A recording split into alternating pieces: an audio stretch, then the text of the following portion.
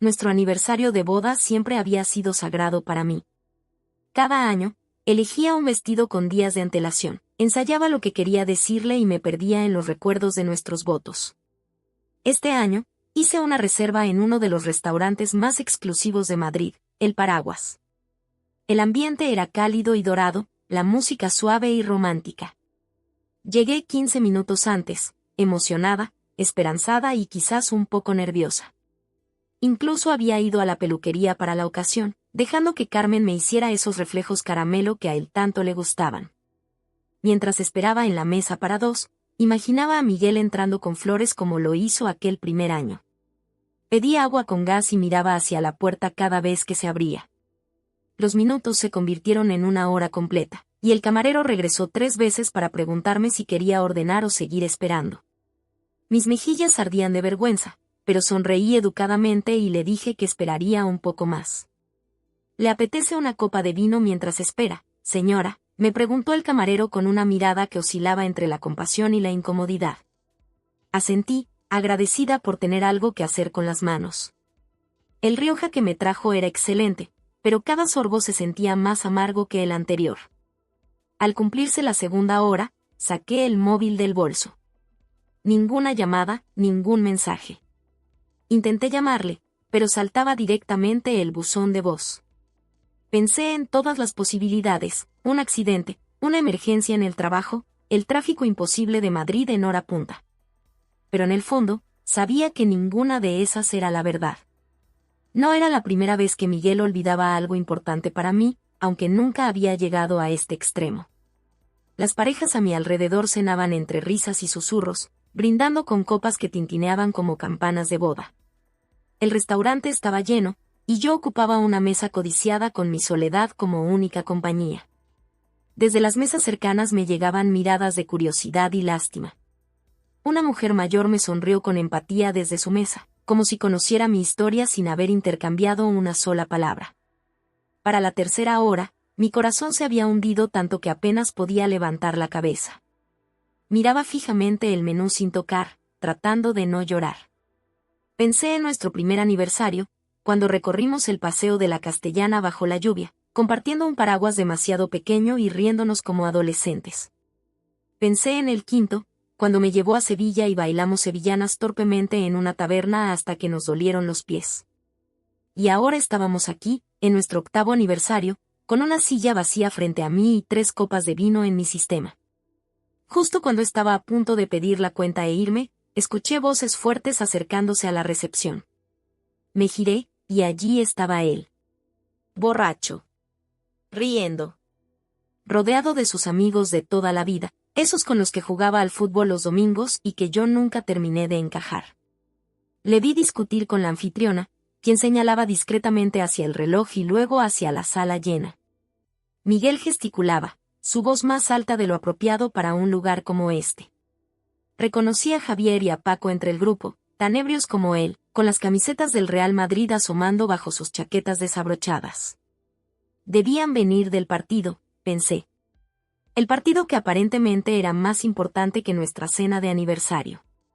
La anfitriona finalmente se rindió y los guió hacia mi mesa. Vi cómo los ojos de Miguel se abrían con sorpresa al verme allí sentada, como si mi presencia fuera totalmente inesperada, como si no hubiésemos hablado de esta reserva durante semanas. Por un momento, un destello de culpabilidad cruzó su rostro, pero desapareció tan rápido como había llegado, reemplazado por una sonrisa torcida que no llegaba a sus ojos. «Ah, Lucía. ¿Sigues aquí?», exclamó, tambaleándose ligeramente. «Pensaba que te habrías ido ya. Joder, qué fiel eres». Sus amigos rieron, aunque algunos tuvieron la decencia de parecer incómodos. El camarero que me había estado atendiendo observaba la escena con evidente desaprobación, preparado para intervenir si fuera necesario. «Hemos ganado, cariño. 3-1 contra el Barça. Había que celebrarlo, ¿entiendes? Es historia, es importante», balbuceó Miguel, dejándose caer en la silla frente a mí. Olía a cerveza y a ese aftershave que le regalé en Navidad. No dije nada. Las palabras se habían evaporado de mi boca como agua en el desierto de Almería. Durante años había perfeccionado el arte de hacer excusas por él. Estaba estresado, tenía mucho trabajo, venía de una familia donde no se expresaban los sentimientos. Pero esta noche, bajo la suave luz de las velas y ante la mirada compasiva de desconocidos, no pude encontrar ninguna excusa más. «Venga, no pongas esa cara», dijo, extendiendo su mano para tocar la mía. Yo la retiré instintivamente. «Es solo una cena, Lucía. Podemos venir cualquier día». «Es nuestro aniversario», logré decir finalmente, mi voz apenas un susurro. «¿Qué?» «Es nuestro aniversario de bodas, Miguel». Vi cómo la realización golpeaba su rostro como una ola contra las rocas. Sus amigos, captando finalmente la gravedad de la situación, murmuraron excusas y comenzaron a retirarse. Todos excepto Javier, quien palmeó el hombro de Miguel y dijo algo que cambiaría el curso de mi vida para siempre. Miguel tropezó hacia la mesa con la corbata aflojada y los ojos inyectados en sangre. Sus amigos seguían riendo, con copas en mano, vestidos como si acabaran de salir de un bar de Malasaña. No podía creer lo que estaba viendo. Y entonces, como si no me hubiera destrozado lo suficiente, señaló en mi dirección y dijo: «Te lo dije, Javi. Sabía que seguiría aquí, igual que mi perra Lola cuando le digo que se quede quieta». El tiempo se detuvo. La risa de sus amigos resonó como una broma cruel por todo el restaurante. Podía sentir los ojos sobre mí, compasivos, juzgadores, curiosos. Mi garganta se tensó, pero me negué a dejar caer una sola lágrima. Mi orgullo gritaba más fuerte que mi dolor. Nunca me había sentido más humillada en mi vida, especialmente por el hombre que una vez creí que me protegería de este tipo de dolor. Lo miré, realmente lo miré. El hombre que estaba frente a mí no era con quien me había casado. Era un extraño con la cara de mi marido, pero sin nada de su amabilidad o dignidad. El camarero que había estado atendiéndome toda la noche se acercó discretamente. «Señora, ¿desea que le pida un taxi?», me preguntó en voz baja, ignorando deliberadamente a Miguel y sus amigos. Sin decir una palabra, tomé un último sorbo de mi copa de vino, me levanté lentamente de la silla, recogí mi abrigo y comencé a caminar hacia la salida. No corrí. No grité. Dejé a Miguel y su risa detrás de mí, como las cenizas de un fuego que finalmente había dejado de alimentar. «Venga ya, Lucía». Y era una broma, gritó tras de mí, su voz mezclándose con las disculpas que el maitre le ofrecía a los demás comensales por el alboroto. Salí a la calle Claudio Coello sintiendo el frío de abril en Madrid como un bofetón de realidad. Las farolas iluminaban débilmente la acera, y los últimos transeúntes de la noche pasaban apresuradamente, ajenos al terremoto que acababa de destruir los cimientos de mi matrimonio. Caminé sin rumbo por unos minutos, incapaz de procesar completamente lo que acababa de suceder. Las palabras de Miguel resonaban en mi cabeza una y otra vez. ¿Como mi perra Lola, era así como me veía después de 8 años juntos? ¿Como una mascota obediente? ¿Como alguien que esperaría pacientemente sin importar cuánto me hiciera esperar o cuánto me humillara? Madrid de noche siempre había sido mágico para mí, desde que llegué de Salamanca hace 12 años. Las calles iluminadas, el bullicio constante, esa energía que nunca moría. Pero esta noche, la ciudad me parecía hostil, como si cada esquina guardara una traición, cada bar una mentira. Me senté en un banco de la Plaza de Colón, observando la enorme bandera española ondear en la noche. Parejas pasaban tomadas de la mano, grupos de amigos reían camino a la siguiente copa, taxistas esperaban a clientes nocturnos. La vida seguía para todos, mientras la mía parecía haberse detenido en seco. El móvil en mi bolso comenzó a vibrar insistentemente. Lo saqué y vi la foto de Miguel en la pantalla, esa que tomamos en Cabo de Gata hace 2 veranos, cuando todavía éramos felices. O al menos, cuando yo creía que lo éramos. Rechacé la llamada. Y la siguiente. Y la siguiente. En su lugar, abrí WhatsApp y leí los mensajes que empezaban a llegar. «Lo siento, estaba borracho, no quería decir eso, por favor, contesta». Palabras vacías, todas ellas. Lo apagué sin responder. No tenía fuerzas para más conversaciones esta noche. Una pareja mayor se sentó en el otro extremo del banco. Hablaban en susurros y ocasionalmente se reían con esa intimidad que solo dan los años compartidos. Los observé de reojo, preguntándome si alguna vez tuvieron una crisis como la mía, si alguna vez uno de ellos humilló al otro en público, si alguna vez dudaron de sus sentimientos. La mujer me sorprendió mirándolos y me sonrió amablemente. ¿Estás bien, guapa?, me preguntó con ese acento andaluz que sobrevive a décadas en Madrid. Sí, gracias, respondí automáticamente, la respuesta que siempre damos aunque nos estemos derrumbando por dentro. No pareces estar bien, insistió ella, ignorando el suave codazo de su marido que parecía decirle no te metas. Tienes cara de quien acaba de ver un fantasma. O de quien acaba de convertirse en uno, respondí sin pensar. Y entonces, para mi sorpresa, comencé a reír. Era una risa nerviosa, casi histérica, pero liberadora. La mujer asintió como si entendiera perfectamente. Ah, problemas de hombres. Reconozco esa risa. Su marido murmuró algo sobre respetar la privacidad de los demás, pero ella lo ignoró olímpicamente. ¿Te ha dejado o le has dejado tú? La pregunta me golpeó como una revelación. No había pensado en ello en esos términos. ¿Le había dejado? ¿Era eso lo que acababa de hacer al salir del restaurante? Creo que nos hemos dejado mutuamente, dije finalmente. Él con sus palabras y yo con mis pies. La mujer asintió, satisfecha con mi respuesta. Entonces estás mejor de lo que crees. Las palabras hieren, pero los pies sanan. Ve donde ellos te lleven. Con esa extraña bendición, la pareja se levantó y continuó su paseo nocturno, dejándome sola con mis pensamientos y una nueva perspectiva. Quizás esta mujer desconocida tenía razón. Quizás mis pies sabían mejor que mi corazón qué dirección tomar ahora.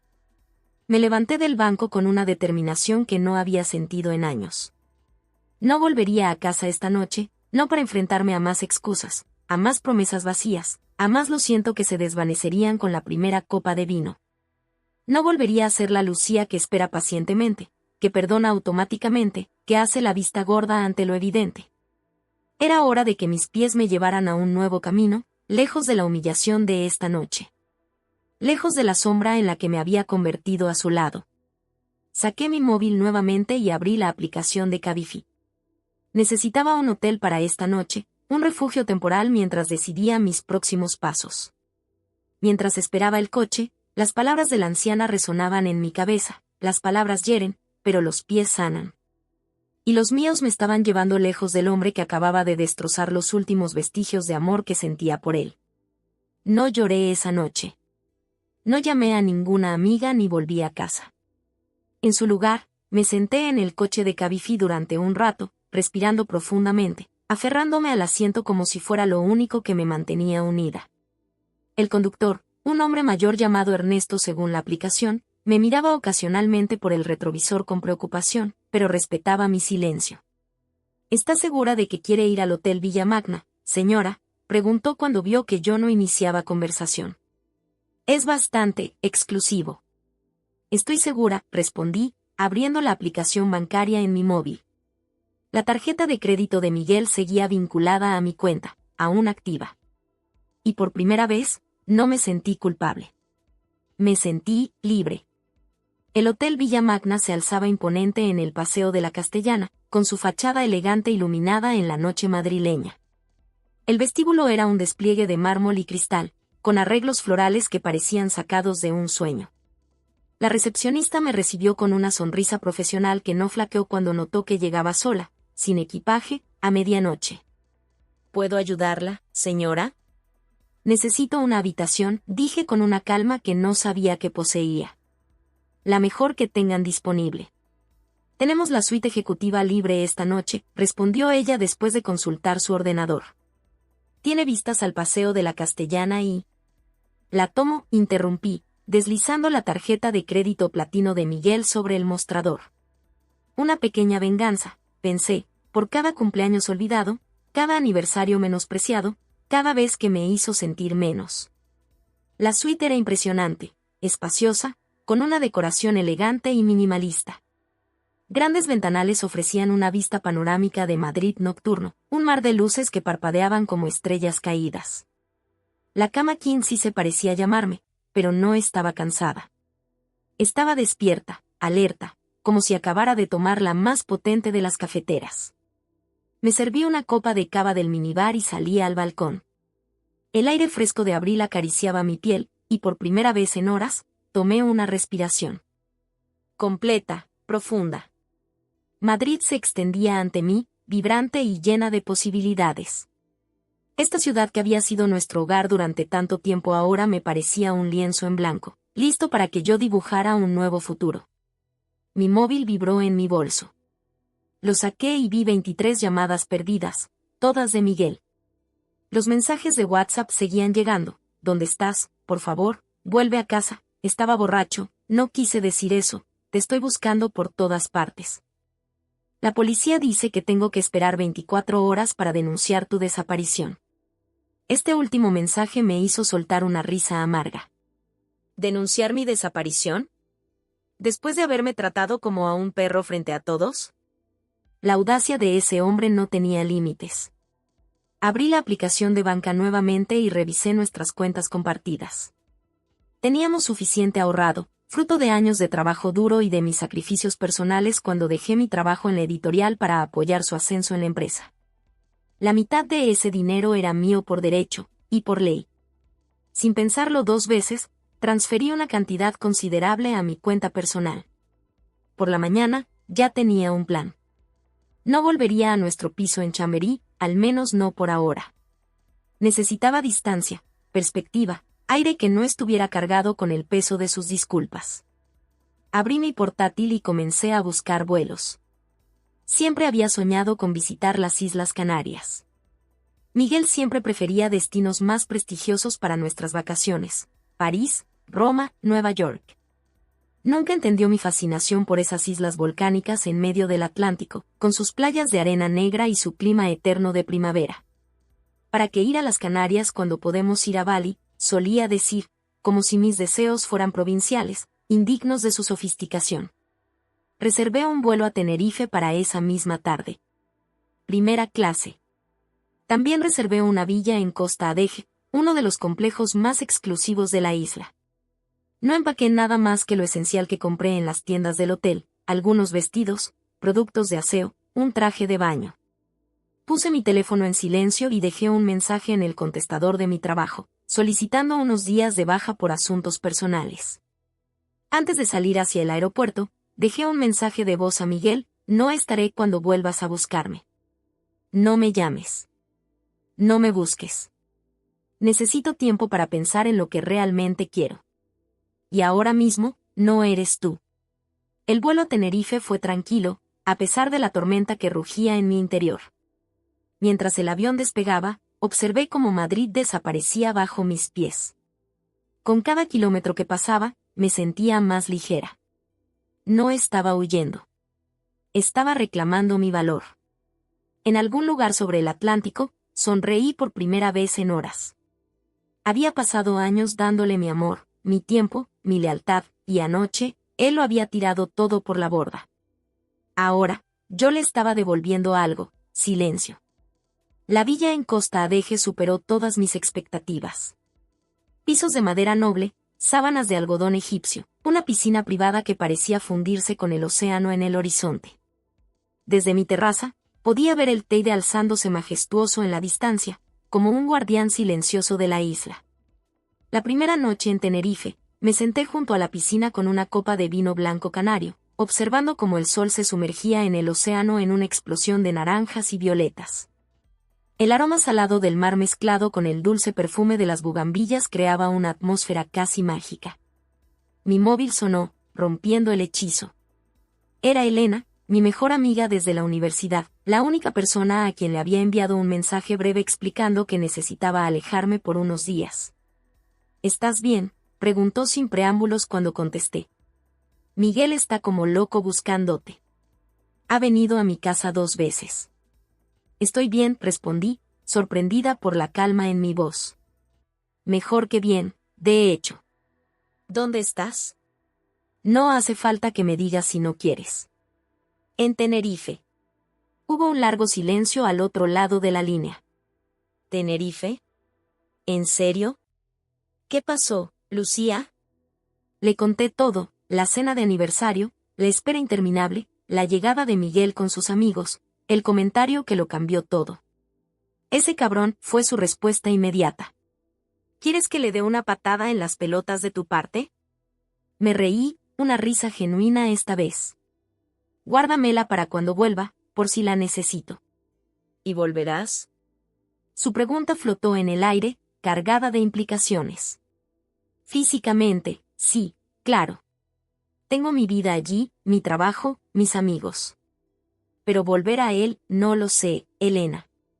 Por primera vez en mucho tiempo, no sé qué quiero hacer con mi matrimonio. Y eso me asusta y me libera a partes iguales. Tómate el tiempo que necesites, dijo ella suavemente. Estaré aquí cuando decidas volver. Esa noche, dormí sin sueños, arrullada por el sonido de las olas rompiendo contra las rocas. No soñé con Miguel, ni con nuestro matrimonio, ni con el futuro incierto que me esperaba. Por primera vez en años, dormí sin el peso de estar intentando ser la esposa perfecta, la compañera ideal, la mujer que nunca se queja aunque se esté ahogando por dentro. La villa era simplemente impresionante. Ventanales que iban del suelo al techo enmarcaban el océano Atlántico como si fuera un lienzo viviente. El suelo de piedra volcánica pulida, sábanas de algodón egipcio, una bañera con vistas a los acantilados y al mar infinito. Abrí una botella de vino blanco de Lanzarote enviada por el conserje y brindé conmigo misma, con la mujer que finalmente había dado un paso al frente. Me senté en la terraza envuelta en un albornoz, la brisa salada acariciando mi piel, y observé cómo el sol se fundía con el océano en un espectáculo de naranjas y púrpuras que ninguna postal podría capturar. El Teide se alzaba a lo lejos, imponente y sereno, como un anciano sabio que ha visto pasar los siglos y las penas de todos los que buscan refugio en su isla. Mi móvil vibraba a mi lado, 36 llamadas perdidas. Todas de Miguel. No abrí los mensajes. Sabía lo que dirían, disculpas envueltas en excusas. Súplicas envenenadas con culpa. Estaba borracho, mis amigos me presionaron, no quise decir eso, te quiero, ¿no lo entiendes? Pero nada de eso importaba ya. En ese momento, saboreando un vino que sabía a sol y a tierra volcánica, recordé quién era antes de él. Una mujer con sueños, independencia y fortaleza. Una editora con talento que había dejado su carrera en ascenso para apoyar la de él. La chica de Salamanca que llegó a Madrid con una maleta llena de libros y esperanzas, decidida a hacerse un nombre en el mundo editorial. La había silenciado durante demasiado tiempo, había intentado encajar en el molde de la esposa perfecta. Pero ahora, estaba bien despierta, y nunca más volvería a dormirse. Al día siguiente, decidí explorar la isla.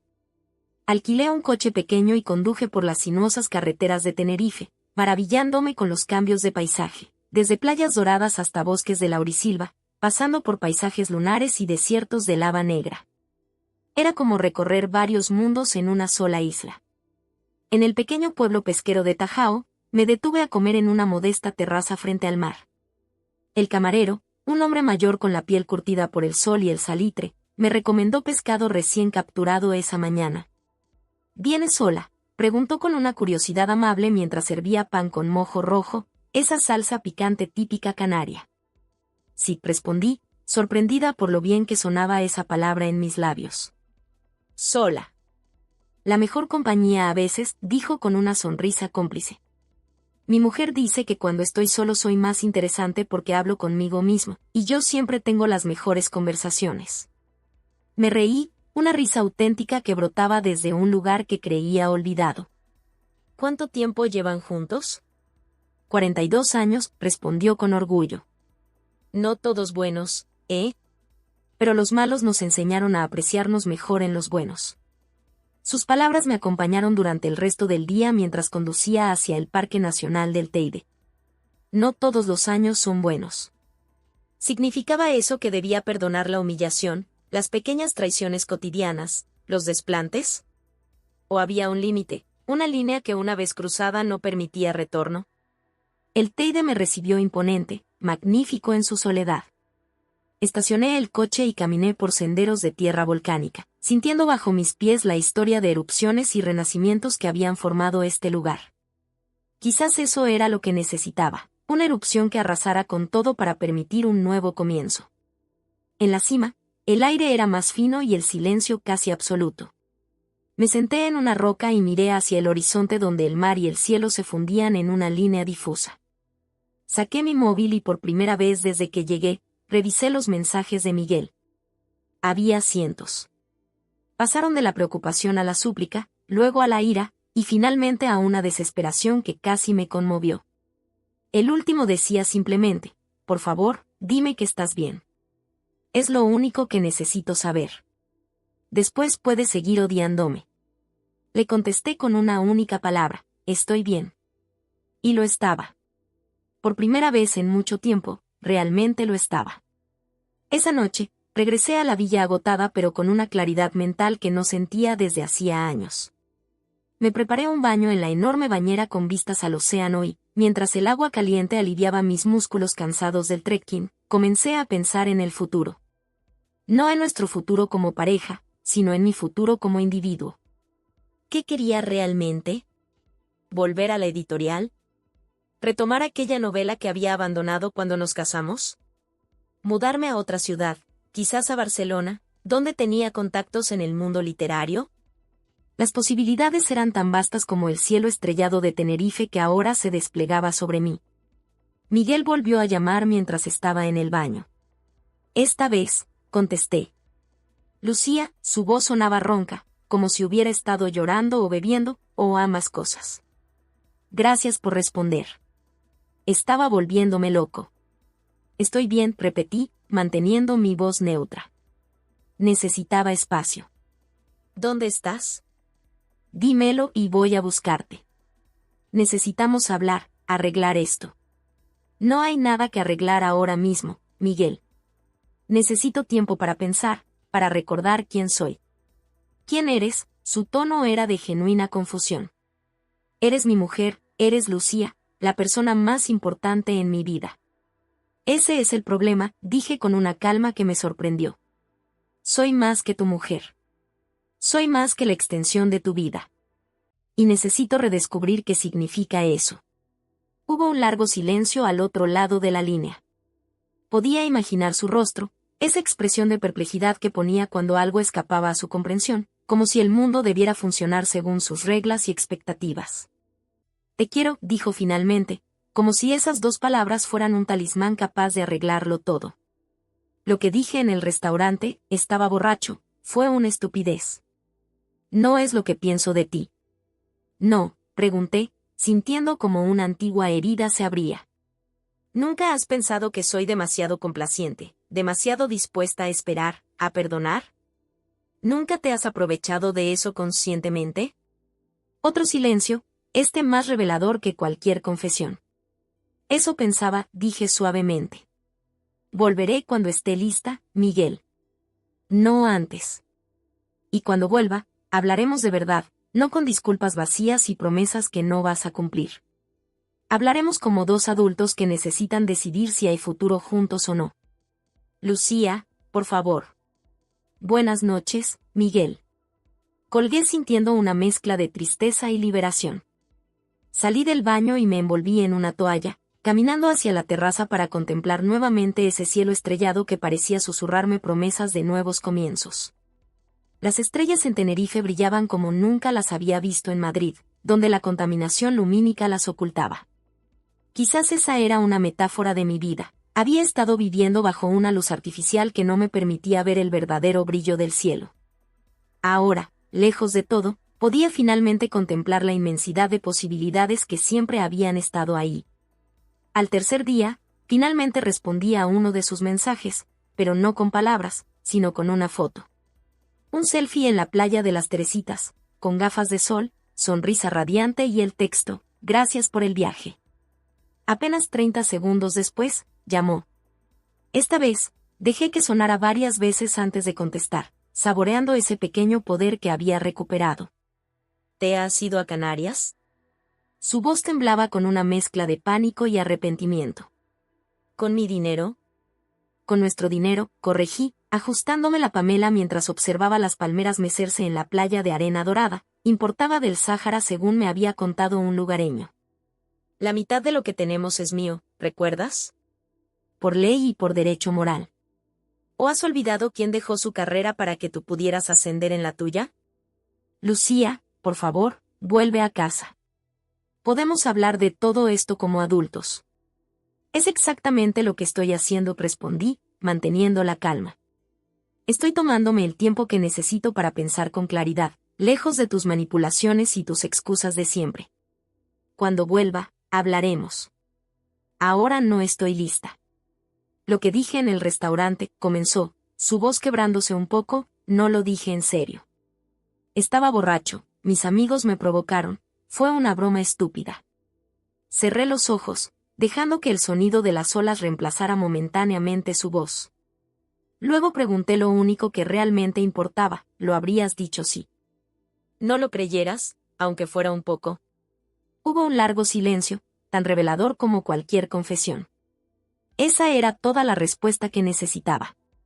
Me quedaré en Tenerife todo el tiempo que quiera, dije finalmente. Usaré la tarjeta hasta que termine. Y cuando regrese, no volveré a nuestra casa, sino a un abogado. Un abogado, su voz se elevó, incrédula. ¿Estás hablando de divorcio? ¿Por un comentario estúpido? No, Miguel. No por un comentario. Por 8 años de pequeñas humillaciones, de hacerme sentir menos, de olvidar lo que es importante para mí, de tratar mi tiempo como si valiera menos que el tuyo. El comentario del restaurante fue solo la gota que colmó el vaso. Intentó suplicar, intentó darle la vuelta a la situación, hacer que yo pareciera la irracional, la exagerada. Las mismas tácticas que había usado durante años cuando yo expresaba mi descontento por algo. Pero esta vez no funcionó. Había confundido mi silencio con debilidad. Olvidó que incluso los corazones más leales pueden alejarse cuando se les empuja demasiado lejos. Y yo había sido empujada más allá del límite de la paciencia, hasta el valle del respeto propio. Te llamaré cuando esté lista para hablar, dije, y colgué antes de que pudiera responder. Pasé el resto del día recorriendo Santa Cruz de Tenerife, perdiéndome entre sus calles coloridas y sus plazas sombreadas. En una pequeña librería de la calle La Noria, encontré un libro que llevaba tiempo buscando, una antología de poetas canarios. Lo compré junto con un cuaderno de cuero, el primero que compraba en años. Esa tarde, sentada en una cafetería con vistas a la Plaza de España, comencé a escribir. No un diario, no reflexiones sobre mi matrimonio, sino una historia. La historia que siempre había querido escribir antes de conocer a Miguel, antes de que mis sueños literarios quedaran relegados a un algún día que nunca llegaba. Las palabras fluían como si hubieran estado esperando todo este tiempo, represadas detrás de una presa de expectativas ajenas y compromisos autoimpuestos. Durante los días siguientes, caí en una rutina que alimentaba mi alma. Mañanas explorando la isla, desde los bosques prehistóricos de Anaga hasta los acantilados de los gigantes. Tardes escribiendo en cafeterías o en la terraza de mi villa, dejando que los personajes cobraran vida propia. Noches contemplando las estrellas, haciendo las paces con mis decisiones pasadas y tejiendo sueños para el futuro. Miguel seguía llamando, cada vez menos, como si finalmente entendiera que necesitaba respetar mi espacio. Elena me llamaba casi diariamente, manteniéndome al tanto de lo que ocurría en Madrid, asegurándome que mi puesto en la editorial seguía esperándome cuando decidiera volver. Tu jefe está impresionado, ¿sabes?, dijo en una de nuestras llamadas. Dice que hacía falta valor para tomarte este tiempo. No es valor, respondí, observando una puesta de sol que pintaba el cielo de rosa y oro. Es supervivencia. Una semana después de mi llegada, recibí un correo electrónico inesperado. Era de Carmen, la editora jefe de la editorial donde trabajaba antes de dejarlo por apoyar la carrera de Miguel. Lucía, he oído que estás tomándote un tiempo para ti. No sé los detalles y no necesito saberlos. Lo que sí sé es que siempre fuiste una de las mejores editoras con las que he trabajado. Si estás pensando en volver al mundo editorial, me encantaría hablar contigo. Tengo un proyecto que podría interesarte. Adjunto al correo había un manuscrito con el título Distancias. Lo descargué en mi tablet y comencé a leerlo esa misma noche. Era la historia de una mujer que recorre España fotografiando faros, cada uno representando una etapa de su vida, un faro de su existencia. Era bueno, realmente bueno, pero necesitaba trabajo. El tipo de trabajo que yo solía hacer, que amaba hacer. Le respondí a Carmen con una lista de sugerencias para el manuscrito, casi sin darme cuenta, como quien respira después de haber estado conteniendo el aliento. Su respuesta llegó al día siguiente: esta es la Lucía que recuerdo. La plaza de editora senior sigue disponible. Es tuya cuando quieras volver. Esa oferta cambió algo en mí. Ya no estaba simplemente escapando de Miguel, estaba corriendo hacia algo nuevo, hacia una versión recuperada de mí misma que había estado dormida durante demasiado tiempo. Al 10º día, Miguel vino a Tenerife. No me sorprendió, en realidad. Siempre había sido persistente, era parte de lo que me había atraído de él en primer lugar. Lo que me sorprendió fue que no vino directamente a la villa. En su lugar, me envió un mensaje: estoy en el Hotel Bahía del Duque. Sé que necesitas espacio y lo respeto. Estaré aquí 3 días. Si quieres hablar, sabes dónde encontrarme. Si no, lo entenderé y te esperaré en Madrid cuando estés lista. Era la primera vez en años que realmente respetaba mis deseos sin presión, sin manipulación. Por un momento, sentí una punzada de nostalgia por el Miguel del que me enamoré, el hombre que veía en mí a una igual, no a una extensión de sí mismo. Decidí encontrarme con él al día siguiente. No en su hotel, no en mi villa, sino en terreno neutral, un pequeño café en La Orotava, un pueblo hermoso en las laderas del Teide conocido por sus casas coloniales y balcones de madera tallada. Llegué 10 minutos tarde a propósito, invirtiendo nuestra dinámica habitual. Él ya estaba allí, sentado en una mesa junto a la ventana, mirando nerviosamente su reloj. Se veía diferente, más delgado, con ojeras marcadas y el pelo sin el gel habitual, como si hubiera olvidado peinarse. Se puso de pie cuando me vio entrar, y por un instante vi miedo en sus ojos, el miedo de quien teme haber perdido algo irreemplazable. Gracias por venir, y dijo cuando me senté frente a él. No intentó besarme, no intentó tocarme. Otro cambio. ¿Por qué estás aquí, Miguel?, pregunté directamente. No tenía sentido andarse por las ramas. Porque te quiero, respondió con sencillez. Y porque finalmente entendí que podría perderte para siempre si no demuestro que puedo cambiar. Has dicho eso antes, le recordé. Después de olvidar mi cumpleaños, después de faltar a la cena con mis padres, después de la vez que me dejaste plantada en el teatro. Lo sé, interrumpió, pasándose una mano por el pelo con frustración. Y entiendo por qué no me crees ahora. No merezco que me creas. Su honestidad me desconcertó. Este no era el Miguel que conocía, el que siempre tenía una excusa, una justificación para todo. He empezado terapia, continuó ante mi silencio. 2 sesiones hasta ahora. Es poco, lo sé, pero es un comienzo.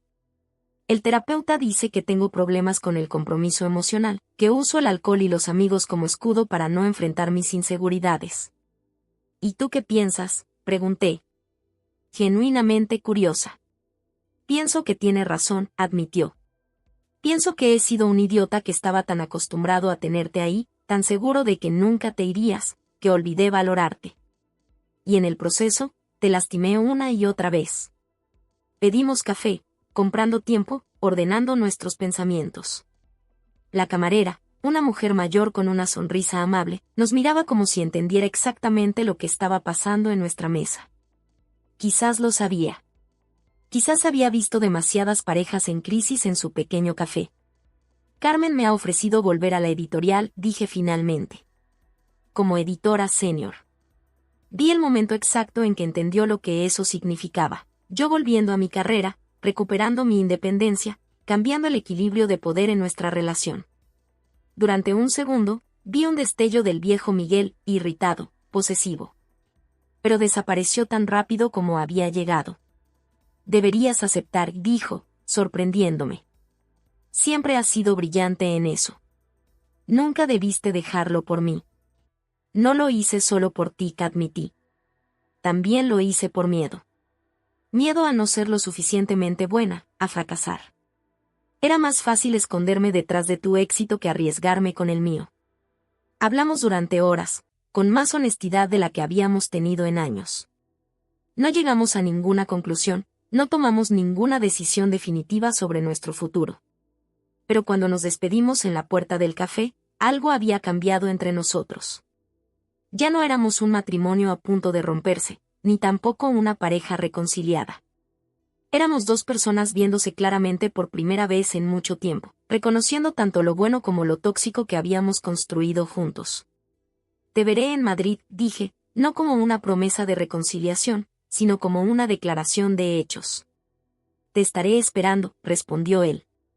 El tiempo que necesites.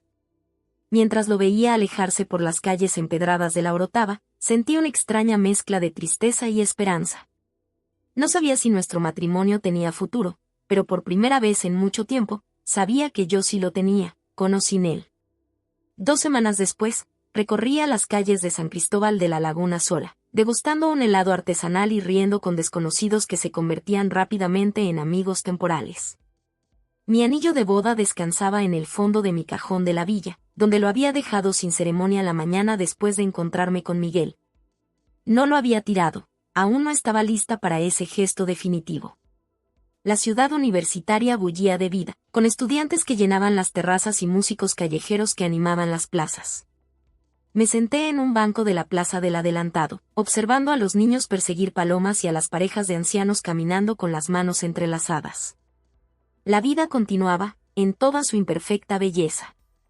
Durante estas 2 semanas, había redescubierto partes de mí que creía perdidas. Había vuelto a escribir, llenando cuadernos enteros con historias, poemas y reflexiones. Cada palabra era un paso de regreso a mí misma. Cada frase, una pequeña victoria sobre el silencio autoimpuesto. Carmen y yo hablábamos casi a diario sobre el manuscrito de Distancias. La autora, una mujer gallega llamada Maite, se había emocionado con mis sugerencias y estábamos trabajando juntas a distancia para pulir la novela. Este proyecto me había devuelto la confianza profesional que había perdido, recordándome que tenía talento, que tenía voz, que tenía algo que ofrecer al mundo más allá de ser la esposa de alguien. También había conocido gente que me veía no como la mujer de Miguel, sino como una mujer con su propia historia. Cristina, la dueña de una pequeña librería en La Laguna, me había invitado a unirme a su club de lectura. José, un profesor de literatura en la universidad, me había pedido que diera una charla a sus estudiantes sobre edición literaria después de una larga conversación sobre Pardo Bazán en su cafetería favorita. Y estaba Marta, una fotógrafa canaria de mi edad que conocí durante una excursión a la Cueva del Viento. Nos hicimos amigas instantáneas, compartiendo historias y risas mientras explorábamos el túnel de lava más largo de Europa. Ella me mostró Tenerife a través de sus ojos, los rincones secretos, las tabernas donde solo iban locales, las playas escondidas entre acantilados. ¿Sabes cuál es tu problema?, me dijo una noche mientras compartíamos una botella de vino en el mirador de Cruz del Carmen, con todo el valle de la Orotava iluminado a nuestros pies. Has olvidado cómo brillar por ti misma. ¿A qué te refieres?, pregunté, aunque en el fondo sabía exactamente lo que quería decir. Te has acostumbrado a ser la luna, a reflejar la luz de otro. Pero tú eres un sol, Lucía. Tienes tu propia luz. Señaló hacia el valle, donde miles de luces parpadeantes dibujaban el contorno de pueblos y carreteras. Todas esas luces brillan por sí mismas, ninguna pide permiso para hacerlo. Sus palabras resonaron en mí como una verdad que siempre había sabido pero había elegido ignorar. Durante años, había apagado mi luz para no opacar la de Miguel. Me había convencido de que eso era amor, que eso era compromiso. Pero no era más que miedo disfrazado de sacrificio. Miguel seguía llamando, con menos frecuencia pero con más sustancia. Nuestras conversaciones ya no estaban llenas de reproches o súplicas, sino de reflexiones honestas sobre lo que nos había llevado a este punto. Me contaba sobre sus sesiones de terapia, sobre las verdades incómodas que estaba enfrentando acerca de sí mismo. Yo le hablaba de mis días en Tenerife, de la escritura, de mis planes de volver a la editorial. Te echo de menos, me dijo en nuestra última llamada. Pero no quiero que vuelvas a menos que sea lo que realmente quieres. He entendido que necesitas ser tú misma, no una extensión de mí. También te echo de menos, admití, sorprendida por la sinceridad de mis palabras. Pero echo de menos al hombre del que me enamoré, no al que me humilló en ese restaurante. Estoy trabajando para volver a ser ese hombre, dijo con una humildad que nunca le había escuchado antes. O mejor dicho, para ser una mejor versión de él. No hicimos promesas, no trazamos planes concretos. El futuro quedaba abierto, lleno de posibilidades, algunas que incluían a Miguel y otras que no. La noche antes de mi regreso a Madrid, Marta organizó una pequeña despedida en su terraza en Puerto de la Cruz. Cristina vino con su pareja, José trajo a 2 colegas de la universidad, y entre todos me regalaron un cuaderno de piel con mi nombre grabado. Para que sigas escribiendo tu historia, dijo Marta al entregármelo. Donde sea que te lleve. Esa noche, bajo las estrellas de Tenerife, rodeada de amigos nuevos que habían llegado sin expectativas ni juicios, sentí una paz que no había experimentado en años. No estaba sanando solo de mi matrimonio, estaba sanando de las partes de mí misma que había abandonado para mantenerlo vivo. Mi vuelo a Madrid salía temprano a la mañana siguiente. Hice las maletas con calma, guardando no solo la ropa y los recuerdos físicos, sino también las lecciones aprendidas, las verdades descubiertas, la fuerza recuperada. La villa que había sido mi refugio durante estas semanas me parecía ahora demasiado grande, demasiado vacía sin todas las emociones que la habían llenado.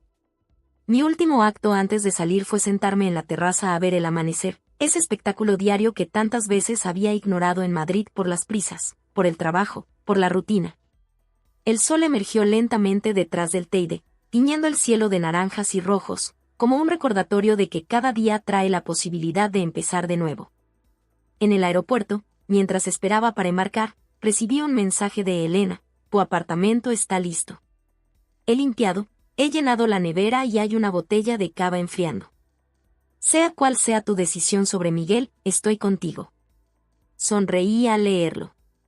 Elena siempre había sido mi roca, incluso cuando yo no sabía que necesitaba una. Le había alquilado un pequeño apartamento en Chamberí, no muy lejos de nuestro piso con Miguel, pero lo suficientemente cerca de la editorial para ir caminando. Un espacio propio, como habría dicho Virginia Woolf. Miguel también había escrito: respetaré el espacio que necesitas. Estaré aquí cuando quieras hablar, sin presiones. Te quiero, pero más importante, te respeto. Mientras el avión despegaba, miré por la ventanilla como Tenerife se hacía más pequeña bajo mis pies. El Teide, los bosques, las playas, las ciudades, todo iba reduciéndose hasta convertirse en una isla en medio del azul infinito. Pero en vez de sentir que dejaba algo atrás, sentía que me llevaba una parte de este lugar conmigo. La parte que me había ayudado a redescubrirme. No sabía qué me esperaba en Madrid. No sabía si mi matrimonio tenía arreglo o si estaba destinado a terminar. No sabía si la oportunidad en la editorial sería todo lo que esperaba o si la escritura me llevaría por caminos inesperados. Pero por primera vez en mucho tiempo, esa incertidumbre no me asustaba. La abrazaba como parte del viaje. Saqué el cuaderno que me habían regalado mis amigos canarios y comencé a escribir. No sobre el pasado, no sobre los errores o los arrepentimientos, sino sobre el futuro. Mi futuro. Algún día, volveré a esta isla, escribí. No para escapar, sino para celebrar. No como la sombra de alguien, sino como la mujer que aprendió a brillar con luz propia. Y cuando la gente pregunte qué pasó, sonreiré y diré: en nuestro aniversario de boda, él me olvidó. Así que yo olvidé la vida que había construido a su sombra, y construí la mía propia en Tenerife, punto. Cerré el cuaderno justo cuando el avión atravesaba una capa de nubes, emergiendo a un cielo despejado y brillante. No era un final, comprendí entonces. Era apenas el comienzo. 3 horas después, aterrizaba en Madrid. La ciudad me recibió con su habitual caos y energía, tan diferente de la paz isleña que había disfrutado estas semanas.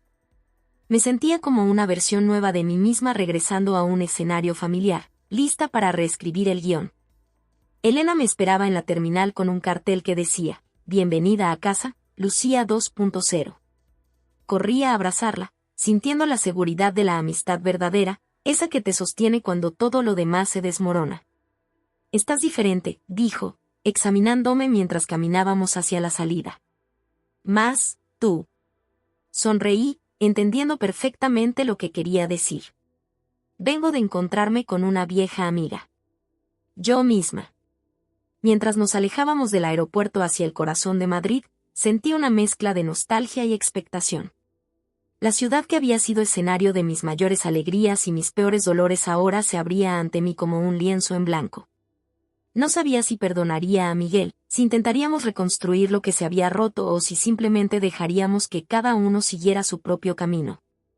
Pero sabía una cosa con certeza, ya no era la misma mujer que había esperado 3 horas en aquel restaurante. Era una mujer que había aprendido a valorar su propio tiempo, sus propios sueños, su propia luz. Y mientras el taxi avanzaba por las calles madrileñas, saqué mi cuaderno nuevo y escribí una última frase. Sea cual sea el camino que elija, lo recorreré de pie, nunca de rodillas. Porque he aprendido que el amor verdadero, sea con otro o con una misma, nunca debería costarte tu dignidad.